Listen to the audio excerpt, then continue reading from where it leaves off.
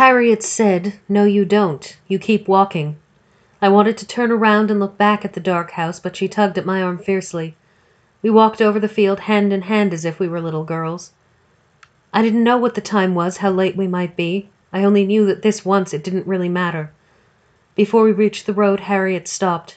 I could feel her breath on my face, and over her shoulder I could see the street lamps shining and the little houses all sleeping.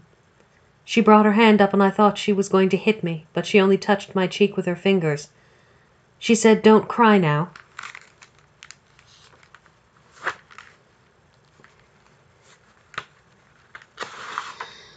Right. No sense standing here. When I say run, you start to run. When I say scream, you scream. Don't stop running. Just you keep going. Yes, I said, I'll do that, if that's what's best. Run, said Harriet.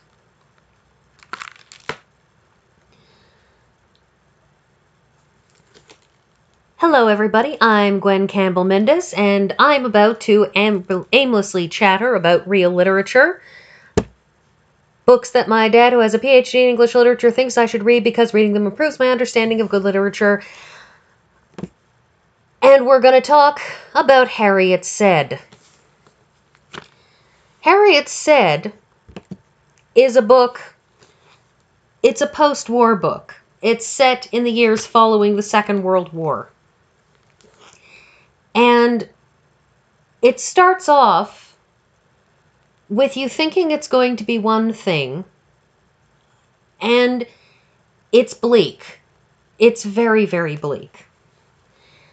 And then you get to the end and it turns into something else at the end that you didn't entirely expect, because by the end of it, you are expecting something will happen, because that opening is a cold opening. That opening is what happens after the last chapter of this book. But instead of this book leading up to the sort of horrible thing you expected, it leads up to something different. I've cut a lot out of that first chapter. I've just read some things from that first chapter. But the last two sentences of the chapter are, "My mother kept asking me if I was sure. Was I sure it was Mr. Biggs?" Of course I was sure. After all, I had known him for years. And you expect it's going to be one thing. You expect we're going to find out what it was that Mr. Biggs did. And as the book progresses, the first thing we learn as we read this book is that our narrator, who I could have missed it, but we never hear her name, she loves her friend Harriet. She's devoted to her friend Harriet. But as you read through this book, Harriet isn't just a bad influence. Harriet isn't just that girl who smokes and swears out behind the school and gets the other kids into drugs or whatever. Harriet, there's something wrong with Harriet. And this book is a fascinating look into these sort of dark gaps in English country life, things that maybe before the war they wouldn't have been as laid bare, or maybe they were created by the war. It's just so hard to tell. But I feel like the Second World War and what it did in England, and this book is set in England, so I'm not going to say the UK, I'm not going to include Scotland or Wales or Northern Ireland in this. The book is set in England, so I'm talking about England. But the war did things to England. It did things in terms of creating an uneasiness among people, in terms of creating a sense that things weren't safe anymore. And the thing in this book is that there's a lot in here about two girls in their early to mid-teens who are discovering their sexuality, the fact that they spent the final years of the war apparently hanging around with Italian prisoners and doing things that were scandalous with Italian prisoners. There's all of that. But everything that Harriet does, everything that she says, she controls our nameless narrator, from whose perspective this book is written, because our narrator, she just can't let herself be taken away from Harriet. She can't let Harriet go. And it doesn't matter how many times people tell her that Harriet is awful. It doesn't matter how many times she hears bad things or how many times Harriet hurts her, emotionally, not physically.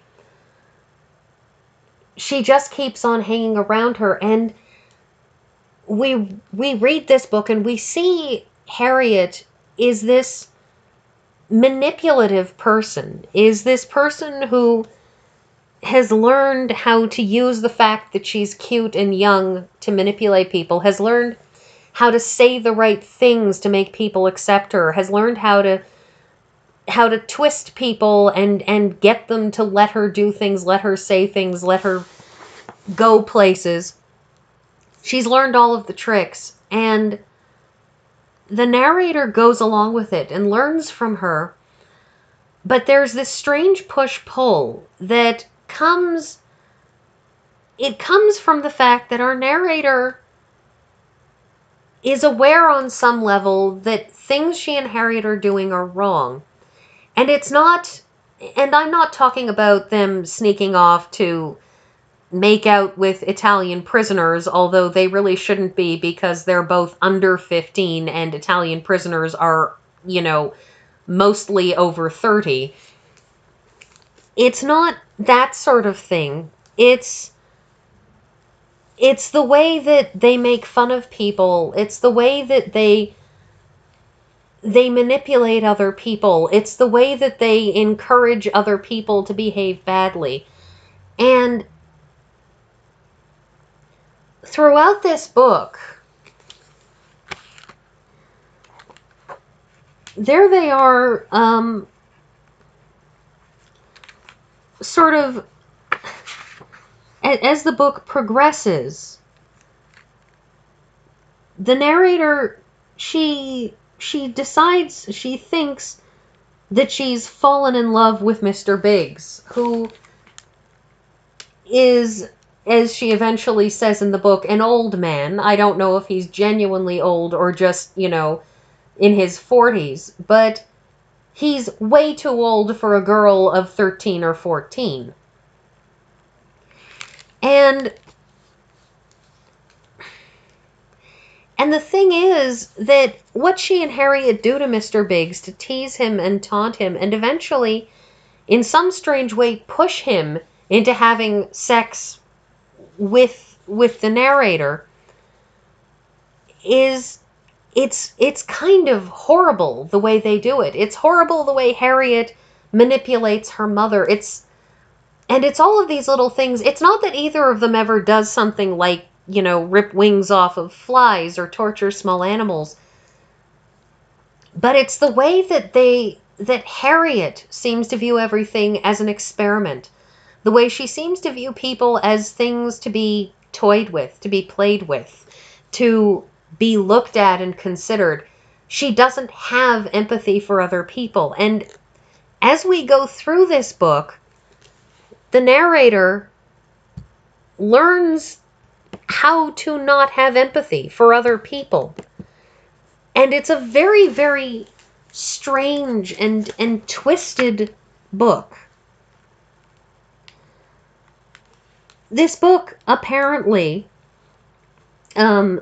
the flyleaf says that it has a curious publishing history, that it was submitted to various publishers in the late 50s and they all turned it down. That they say that the two central characters are repulsive almost beyond belief. And the thing is that it's a sort of a repulsiveness that leads you to really see that Harriet is clearly something like a sociopath. She's someone who has no empathy, who has no feeling for other people, no sympathy, no understanding of how other people feel, and that in some ways she doesn't even feel the same things other people do. And that her long-term friendship, if you can call it that, with the narrator of this book has twisted something in the narrator. But at the same time, again, this is a post-war book. And you're faced with that question of, did the war do this? Did the war twist the girls? Or is it that the war made it possible for Harriet to become what she did because of various laxities following the war? This is a book that it's a book where not very much happens until the very end, really. It's just two girls doing random things over the summer. But it's such a limited world, and there's this sense of claustrophobia as you read this book that all of the prose in this is very simple and very solid, but it's descriptive. And descriptive in a really, really solid, limited way. It's descriptive in a way that makes you feel how trapped everyone is by where they are and who they are.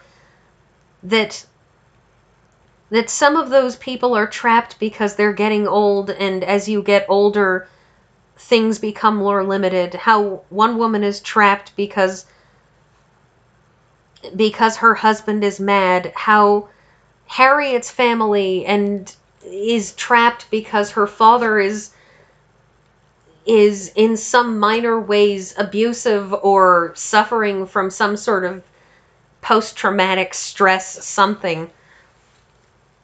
And it's a book about a lot of damaged people told by somebody who can see clearly how damaged everyone else is, but can't see how damaged she is, even while we as the reader can see it. And